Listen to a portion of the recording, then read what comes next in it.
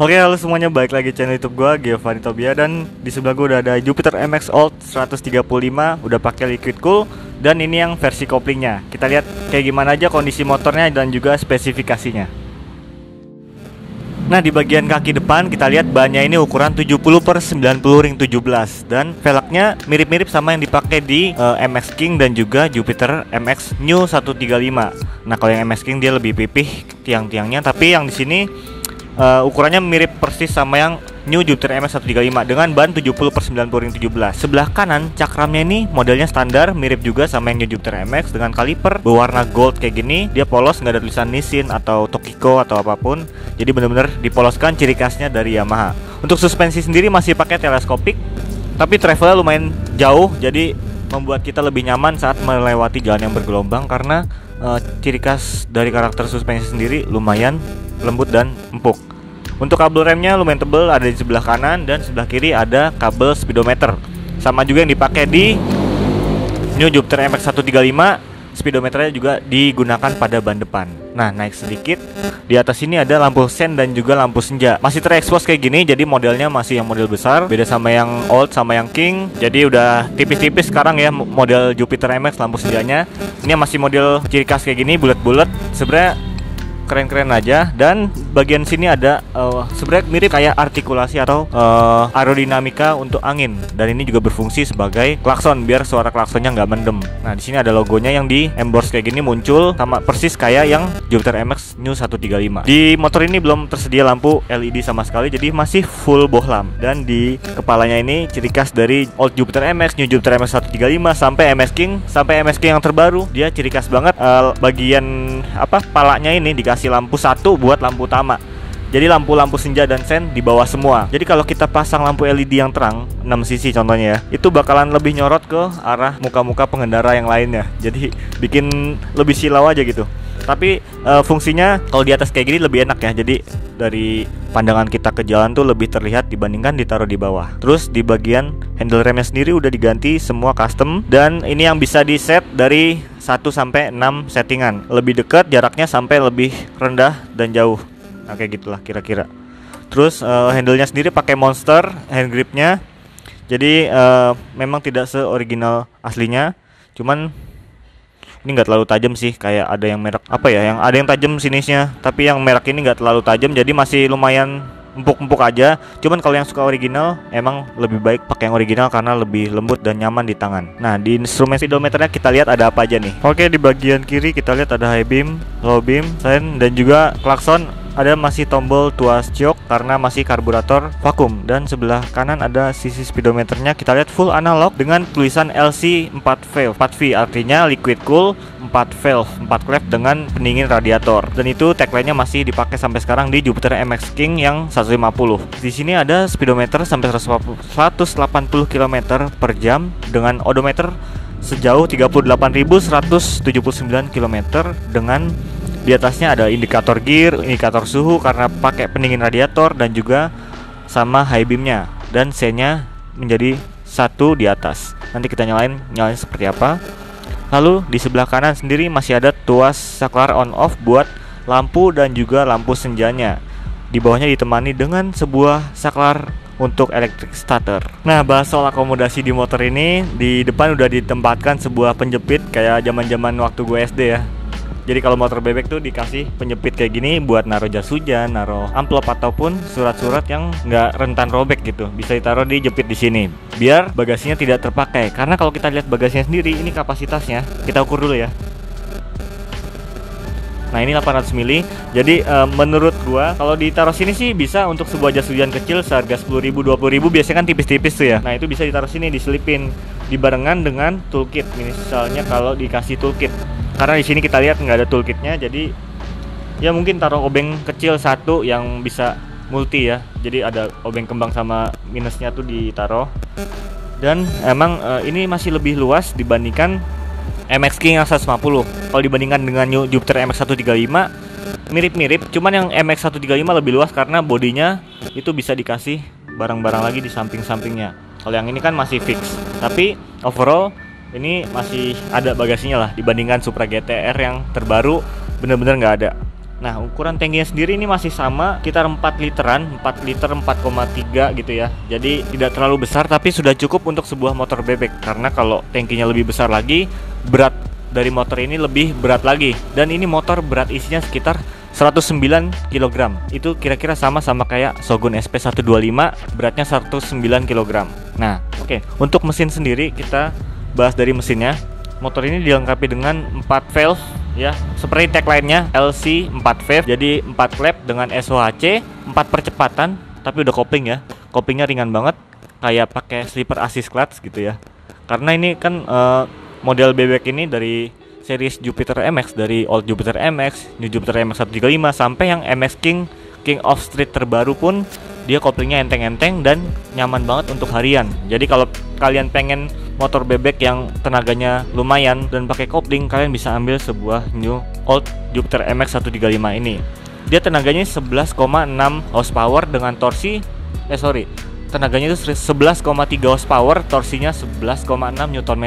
Memang lebih kecil daripada New Jupiter MX 135, tapi kalau dari cerita temen-temen, motor ini tenaganya dan napasnya itu panjang banget. Jadi emang rasio gearnya mungkin jauh-jauh ya. Kalau yang New Jupiter MX itu kan deket-deket 5 speed. Nah, jadi kalau kita tarik tuh napasnya agak pendek, cuman deket-deket tapi torsinya ada. Nah, kalau yang ini bedanya, ini napasnya tuh panjang sampai ngeng, pokoknya lebih luas aja gitu napasnya. Terus di bagian kanan kita masih dapetin kickstarter. Terus kirinya ini udah pakai model kayak gini nih. Jadi kalau kita pengen congkel-congkel tuh bisa lebih enak aja buat kaki. Stepnya sendiri dia masih step standar motor bebek pada umumnya. Jadi belum underbone atau belum yang bisa dilipat kayak yang MX King. Posisi berkendaranya sendiri dia mirip banget sama motor bebek pada umumnya.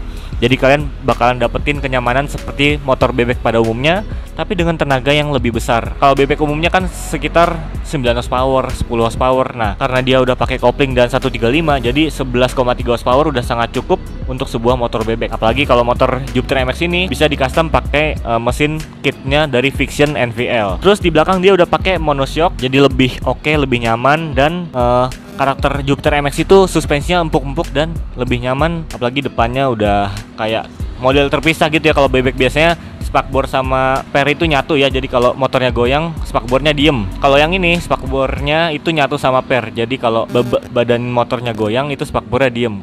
Spakbornya gerak. Pokoknya gitulah. Jadi layaknya motor sport. Di bagian rantai sini biasanya banyak yang custom. Ini rantainya kan 428. Biasanya pada ganti ke 415. Ini 1439. Kalau orang-orang itu kalau ngincer akselerasi diganti ke 1440 atau 1442 gitu, yang bener-bener bikin jumping gitu. Tapi di sini rantainya belum ada stabilisernya, jadi masih standar, dan remnya masih pakai tromol. Terus kalau bedanya sama yang kopling sama non kopling, kayaknya cuman beda di strippingnya sama di tuas kopling. Terus kalau yang New Jupiter MX 135 yang new, bedanya itu ada di ban. Kalau yang kopling lebih lebar bannya, sama pengeremannya udah cakram. Terus sama kickstarternya tuh lebih tinggi. Nah, kalau yang ini gue kurang tahu perbedaannya di mana. Mungkin teman-teman bisa tulis kolom komentar di bawah. Nah, di bagian knalpot kiri kita lihat model knalpotnya. Ini yang kayak gini ya, dengan cover warna chrome, masih kinclong banget. Terus di bagian knalpotnya warna hitam kayak gini. Jadi kesannya lebih dual tone gitu ya, kayak alloy. Kalau pelek alloy model sekarang kan dual spoke, jadi hitam sama chrome gitu. Itu analogi gue aja sih. Terus di bagian kanan kita lihat nih, remnya tadi masih tromol. Terus suspensinya emang agak tinggi kayaknya nih dibandingkan standarnya. Maksudnya lebih jarak mainnya tuh lebih jauh. Tapi dia belum pakai rear hugger atau spakbor kolong. Nah, di bagian lampu belakang dia masih full bohlam, tidak ada mancung hidung atau untuk penerangan ke plat nomor. Jadi masih bisa kita custom lagi ke lampu LED. Dengan ban ini ukuran 80-90 ring 17, velgnya ini sekitar 2 inci ya. Kalau yang New Jupiter MX kopling itu kan sekitar 3 inci kurang, 2,5 inci. Nah, kalau MX King 3 inci. Kalau yang ini 2 inci karena lebar velg belakangnya ini masih sama kayak lebar velg yang depan. Jadi ini karena keluaran motor bebek super yang keberapa kali gitu. Jadi pada zaman dulu itu harga dari motor ini memang terbilang lumayan mahal ya pada zamannya, karena motor bebek pada zaman itu baru keluar kayak Supra 125, terus ada Kawasaki KZ ya, terus ada Shogun 125, ada Karisma, ada Kirana. Terus si Yamaha ini setelah ngeluarin Vega R, dia ngeluarin Jupiter MX. Nah, motor ini yang diiklankan oleh Komeng dan juga Rossi tuh kalau nggak salah. Yang tagline-nya tuh bener-bener ngebut banget gitu, karena dia udah pakai kopling dan pendingin radiator. Nah, terus kalau dibilang soal perbandingan harganya, sekarang ini dijual sekitaran 7-8 jutaan. Memang masih bertahan harganya, cuman memang tidak bertahan harga motor Matic. Nah, kalau dibilang kelebihan sendiri, motor ini kelebihannya dari suspensinya. Dia kalau buat perkotaan bisa dibilang nyaman dan empuk karena pakai monoshock dengan karakter yang lumayan lembut dan agak ngayun. Terus yang depannya pakai suspensi teleskopik dengan travel yang panjang, itu membuat motor ini kalau kita lewat jalan nggak rata tuh ya, itu kalau dilihat dari samping itu banyak kan deg, kayak keren aja gitu kalau gue ngelihat motor yang bodinya diem tapi bannya gerak-gerak karena ngikutin alur jalan. Jadi lebih sporty juga, lebih nyaman iya, dan juga keren aja. Nah, untuk joknya sendiri ini udah diganti ya, jadi tidak seori jok aslinya. Tapi untuk kualitas busa sendiri masih cukup tebal dan lumayan empuk. Tapi kalau kita ngomongin soal jok Yamaha itu terkenal joknya yang empuk-empuk dan kulitnya juga fleksibel dan lentur. Jadi kita nggak usah masalahin soal jok kalau di motor Yamaha. Dan rantai juga, motor-motor Yamaha rantainya nggak ada yang bunyi, nggak ada yang berisik, jadi clear.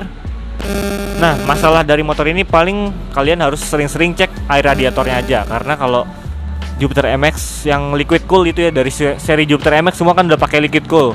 Banyak banget teman-teman yang kurang merhatiin dari air radiatornya. Kadang udah sampai habis radiatornya, sampai airnya karatan gitu ya, karena pakai air keran. Mungkin lebih diperhatiin lagi biar mesinnya lebih awet. Terus kalau soal ngebul tipis di Jupiter MX ini, sebenarnya kalau Yamaha itu biasanya kalau ngebul putih di pagi hari itu normal, karena kalau gua pikir sendiri model dari Yamaha ini kan pakai forget piston dan diasil silinder. Jadi bahan pistonnya sendiri beda sama motor-motor lainnya karena dia pistonnya ini ditempa ya. Kalau Honda kan pistonnya dileburin ya kalau nggak salah. Jadi mungkin itu aja yang gue tahu tentang motor ini. Untuk harga sendiri kalian langsung aja cek di deskripsi, ada nomor WhatsAppnya dan juga link alamat dari showroom Akang Motor. Untuk kondisinya seperti ini, masih original banget. Cuman emang beberapa part kayak hand grip dan juga handle rem udah diganti. Mungkin segitu aja review Old Jupiter MX 135 kali ini. Jangan lupa tag juga Komeng dan juga Rossi di kolom komentar. Kita ketemu lagi di video berikutnya. Bye.